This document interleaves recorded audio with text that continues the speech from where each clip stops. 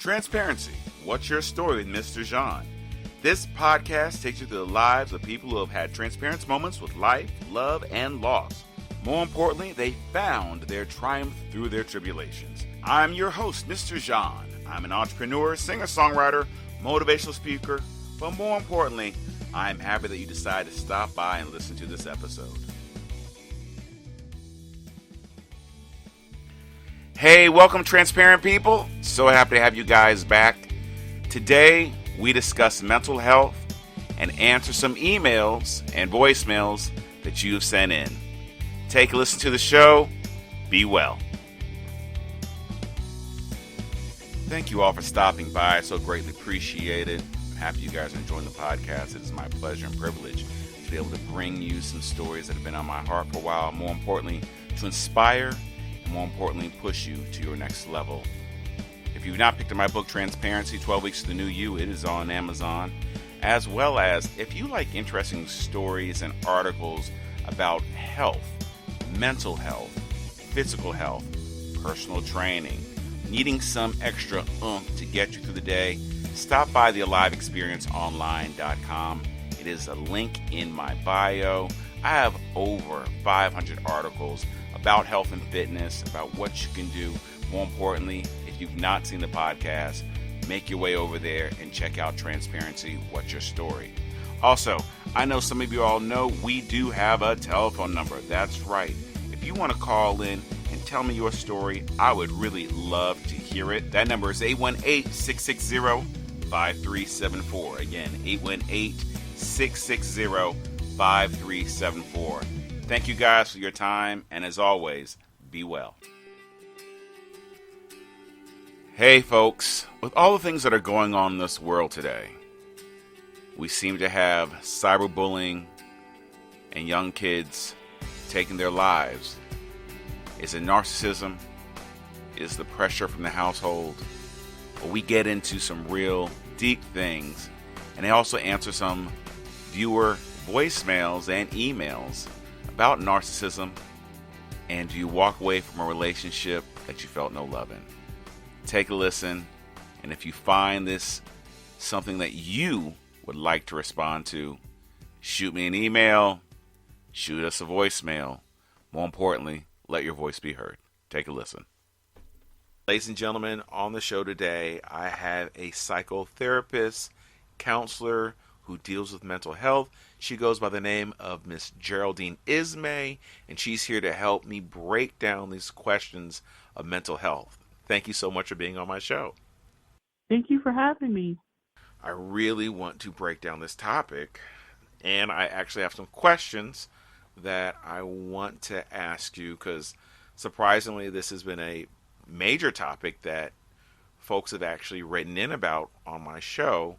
So I'll probably ask you some questions. I'm going to read some of the emails that I've gotten and get your take on what they should do or how they possibly should approach some things.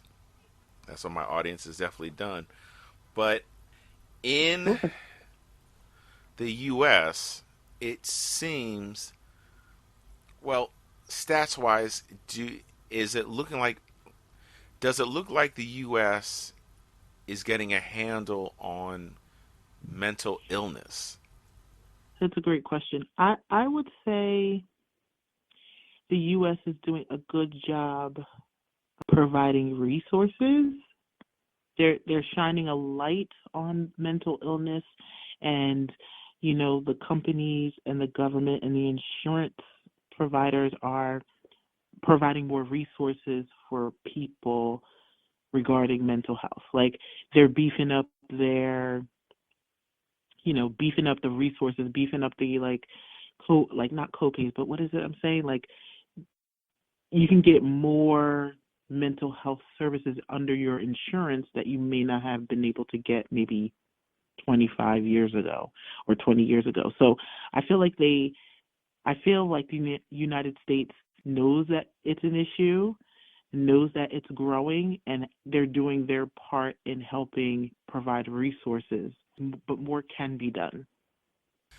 What I seem to be seeing, especially with mental health, that the taboo or the stigmatism of mental health is now having a more of a positive light shining on it, because there's more, I'm going to say, in the middle class communities that are now willing to speak out more about mental health, because with bullying and suicide, that now these things are brought to the forefront. But with we'll just stick on the topic of just saying, bullying. Would that be considered even classifying as a mental health disorder of somebody having to feel that they have to dominate? I mean, could it be shown that, certain families or histories of abuse could possibly lead into bullying? I wouldn't say no altogether to that question. I think there's a piece of that yeah, it could fall in between the lines of someone who is dealing with inferiority or feeling not confident to, I'm wanting control, to the spectrum of, yeah, I'm still dealing with certain things that have caused, me to act a certain way and I don't know how to handle it. So what I do is I project onto other people and I project that I'm in control and I want to control them. So I don't want to say no. I don't want to say yes. I don't know.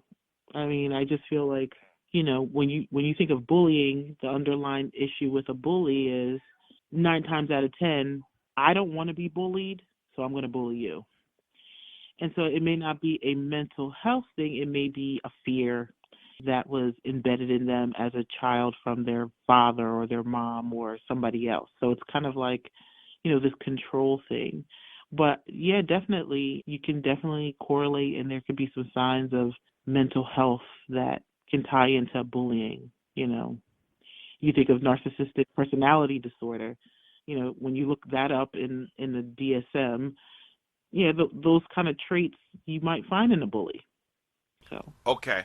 You just touched on something that I definitely wanted to get on into. Can you break down the term for my show, narcissism? Because I think some people get that mixed up with being a psychopath.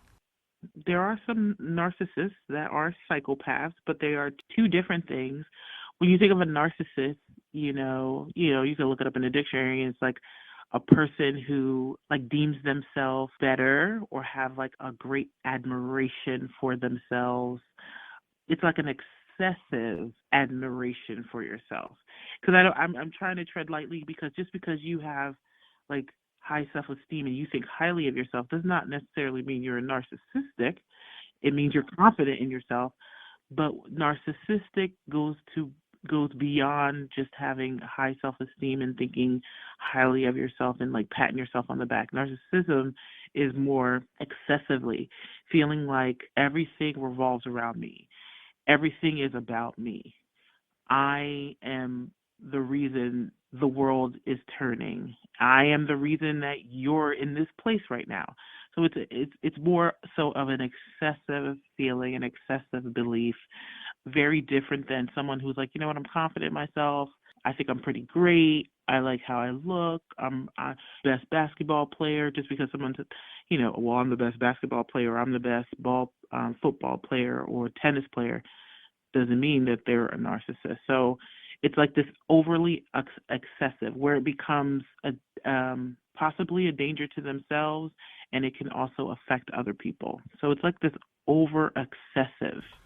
I've heard the term called like the vampire's bite, that those that have been in a narcissistic relationship have just been drained of everything by the time that they leave. Yeah, that makes sense. I would agree with that. Like, if you're in a relationship with a narcissist, yes, you probably are. You have been sucked dry because you don't Right. matter in their world. They matter in their world and everybody else's world, because it's about them. So Okay.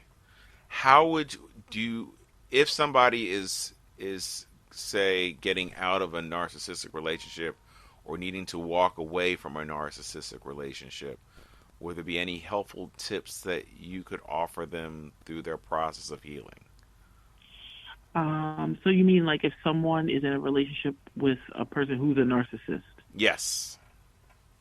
I really do believe that when you think of like when you're thinking about relationships and relational, yeah, like relationships, there's a core value in relationships. It's like you're in a relationship with someone because you like them, they like you respect them, they respect you. Like there's this commonality, but there's this like equal respect for one another. When you're with a narcissist, you that kind of gets lost in their world because they're narcissistic, and you kind of get pushed to the background. So it can cause like a person to feel like, well, I don't matter. It may cause them to do more to try to get that narcissistic person's attention, like, hey, look at me. This is what happened to me today at work. Like you think about like a husband and wife, like it's a relationship. So it's I don't want to say 50-50, but what I want to say is I meet your needs, and because I'm meeting your needs, you meet my needs. So it's hard when you're in a narcissistic relationship because you're giving and they're always taking. In regards to like leaving a relationship like that, the person who's in the relationship with the narcissistic person has to really have enough value for themselves to say, I deserve better and I deserve to be heard. Like I'm more than enough. So this relationship does not validate me or consume me. So I need to now reevaluate it and take a step back. You as a person have to know like the signs of, okay, this is draining me. I feel abused. I feel that I'm not heard, or I don't feel valued in this relationship. So they have to have enough sense and self-confidence in themselves to say, okay, if I leave this relationship, will I be able to be okay? Or I know I will be okay because I know this is not how I want to be treated in a relationship. It's like that I could do bad all by myself kind of mentality. In regards to tips, mental health is a real thing. It's a real thing, and it's nothing to kind of like sweep under the rug. So it's kind of like you don't want to be like, oh, you got mental health issues, you need to go see a therapist and get some meds. This is a person dealing with something really real. Although you are the person in the relationship that needs to kind of maybe walk away, you're not trying to crush somebody else's spirit. You want to be sensitive to the fact that, hey, this person has a problem, and you know what, maybe being together is not a good thing for us right now. Which leads me to this question. It was actually sent to me by a listener, and it says, "My question is, how do you handle mental illness in your family when you are the in-law and everyone else in the family enables or condones the behavior? Do you suggest you speak up against it, or do you simply walk away?" Yikes. Yeah, that's tough. That's tough because you're like the odd man out. It's like everybody sees this and they're like, oh, we've been, and you have to understand, like, they've been dealing with, because they could be in consensus that, yes, this behavior is dysfunctional, but they're not going to change, so we're just going to deal with it. Maybe this family feels that way. They may not be saying, yes, we understand, we know, we agree. They may be in consensus that, yeah, this person has mental illness, and the best way we as a family can deal with it is just to enable the behavior. Doesn't make it right. It just makes it what that family can handle. As the in-law who is married into the family, who sees all of this, who's like, oh, this is so dysfunctional. I really hate to say this, but it's kind of like the whole adage of you got to lose the battle to win the war.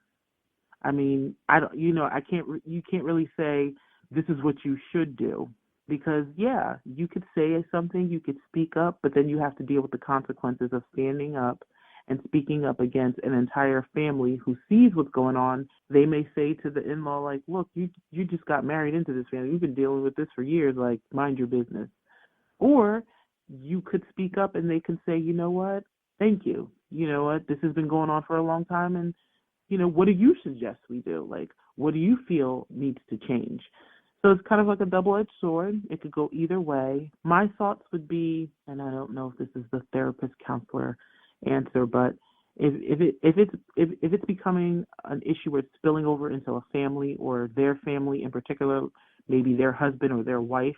I don't know if the in-law is male, female, but if it's spilling over into their situation, then I definitely would say, yeah, you definitely say something, because now what they're dealing with is affecting your immediate home. If it's not, and you just feel like, wow, this is mad dysfunctional and these people are really dealing with it, I would kind of tread lightly, because, again, like I said, mental health is a really real thing, and just kind of like, just kind of watch and see. And, in your heart and in your gut when it's a good time to say something, and when you're like, you know what, I don't even want to fight this battle. So it's kind of hard because I don't really know the gist. I mean, it's kind of general. It's a great question, because I feel like a lot of families are dealing with it. A lot of in-laws deal with stuff like that. Although I am a therapist counselor, but my faith really is kind of my foundation for counseling too. And so I do pray a lot. And sometimes even when meeting with a counselee, I tend to tap into my faith to kind of give, what would you want someone to do for you if you were in that situation? Putting yourself in that person's situation, like, would you want an in-law to say something to you? Or would you feel like, you know what, this is a family thing and I just married into the family, so they should stay out. So a lot of factors, but I feel like either way you approach it, or either way you try to handle the situation, it can turn into something positive. Right. Okay. Or it might be a lesson you learn that, okay, I tried it, it backfired. No, I won't do that again. Right. There surprisingly, there's an actress. Her name goes by Jennifer Lewis. She's on Blackish, and she's made, she's been through some things and has written a book. But recently, she was in an interview, just talking about the industry and the challenges that she was having in it, and her wake up call. And gave she wrapped up her story as saying, the challenges, of course, is if you've been standing in crap long enough, you get used to the smell. And with what you were saying, I completely agree that you need to, this couple needs to come together and figure out what's the best course of action. Because at the end of the day, those two got to be with one another. If it's them or maybe for their kids. So I definitely think that's sound advice that regarding the situation. I've got another question, since we're going to get a little bit deeper, and this is about a family, and this is a very interesting situation. It's pretty lengthy, but I'm going to try to sum this up as best as I can.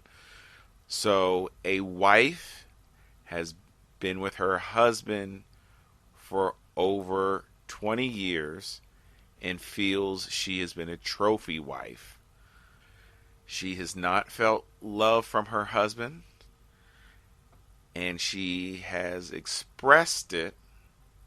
That's where the conversation gets a little iffy, because in the context of the way she wrote it, it did not come across that she was very direct, but she's expressed her feelings to her husband, and her feelings have not been heard. And so she just feels like she's this trophy wife that gets used for his bidding, and then he goes. And she's just there to take care of the children, take care of the home, but she is not happy.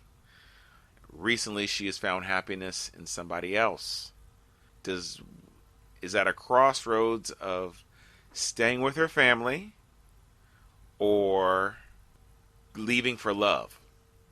Unfortunately, her daughter may have started putting the pieces together that there is somebody else, and they are now covered in a lie to cover their tracks, but they're still at this crossroads of, do I stay with the family or do I leave for love? So I pose a question to you from looking on the outside in. Where do they even begin to possibly salvage this relationship? I'm not sure. No, I'm just like, okay, that's the first thing. When I think about it, I think about what she's saying. She's saying that I've been married for 20 years, I've been this trophy wife, and I don't feel appreciated by my husband. And so what I hear her saying is, I want to feel appreciated. And so if it can't get to a point where she can go to her husband and say, hey, you don't appreciate me. I need you to appreciate me because I'm feeling unappreciated and I'm feeling like used, that I'm only here to look good and for your good pleasure. I think that's where it starts first. In marriage, and just as a disclaimer, I'm not married. However, I do feel like God's given me a lot of wisdom in the area. It's not fit to say it boastfully. He has, and I tend to only give advice about marriage that I would want someone to give me if I were in a tough situation like this writer. In a marriage is about being selfless. You not lose yourself, but you now come into a marriage from being single, of thinking of yourself, to now, okay, I gotta think of somebody else. And we just gotta call a spade a spade. It's like your job is to meet the needs and please your husband. Husband's job is to meet the needs and please the wife. And so if that is not happening, yes, that's where you get the breakdown. That's where you get, I feel unappreciated, overlooked, and I just feel like you're using me as like this trophy wife, use me and abuse me and then just push me to the side. So I think that's where they have to start first. Like, have they communicated? I'm sure she's communicated this to him, but has he really taken the time out to listen to her and listen to what she's saying and listen to her express these needs? Have they sat with a counselor to talk about this? Because one thing I feel is so important, and not just in a marriage, but just relationships with people. Think about a friendship. I don't think someone can be friends.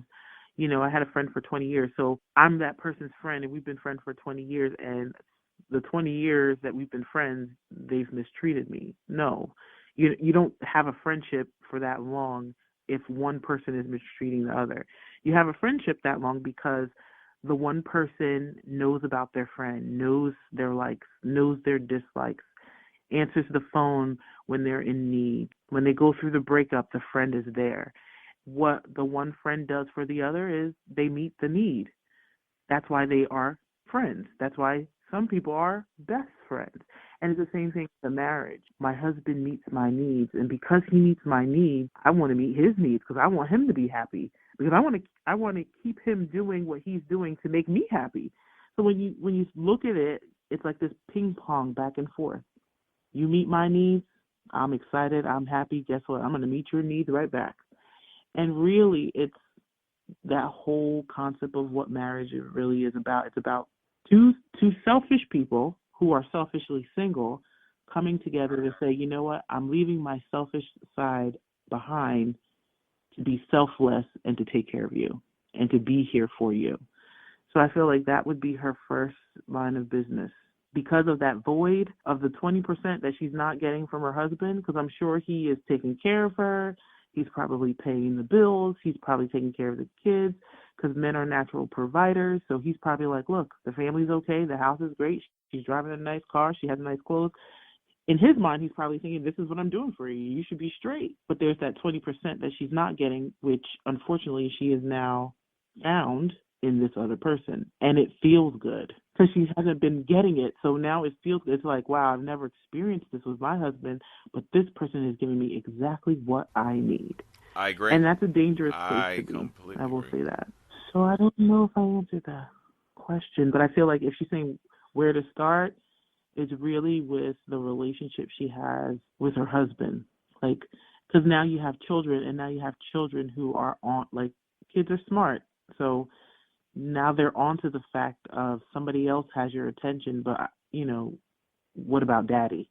And that could cause a lot of issues psychologically with your children. I mean, think about the divorce rate in the United States, and think about the products of divorce, children who grow up to be adults who have issues because they never dealt with the fact that mom and dad were divorced when I was 13 years old. They go through this trauma in a divorce. So that's where I think she should start. I think you're right. From reading the letter, I think that's the concern. It's not really even the husband; it's the kids. I think she's worried about if she leaves for love. You know, what about my kids? Am I now going to? Will my kids be scarred or have this mental trauma because mommy left daddy and never really explained why she was leaving? Nor should she feel they have to understand why mommy is leaving. So yeah, I think the adults in this situation need to have, as we like to say, coming home to Jesus meeting real soon, real soon. Well, I usually start this at the beginning of the conversation, but just jumping in this with you, it felt so just right on time, and this conversation is going great. But I do want to say, look, I have Geraldine Ismay. She is considered a psychotherapist, a counselor, a mental health counselor. She is all the above. Her area has been family and relationships. And this topic today is about mental health. But I did not ask the question, Geraldine, as to what led you down this path of wanting to be a counselor for mental health. Oh, to be honest, God actually led me down this path. I ran from it. There was a point in time in my life where I wanted to be a nurse, and when I didn't get into a nursing program in college, I was like, well, I'm going to be a computer whiz, and failed out of all my computer classes in college. And I was like, well, I'm going to be a pediatrician. Don't like science. It kind of fell in my lap at a certain point in time where I was like, all right, well, I'm just going to graduate with a psychology degree, and then I'm going to go get a master's in human service administration because I want to do HR and I want to work in a hospital. And the whole time, my mom is like, no, you need to go to counseling.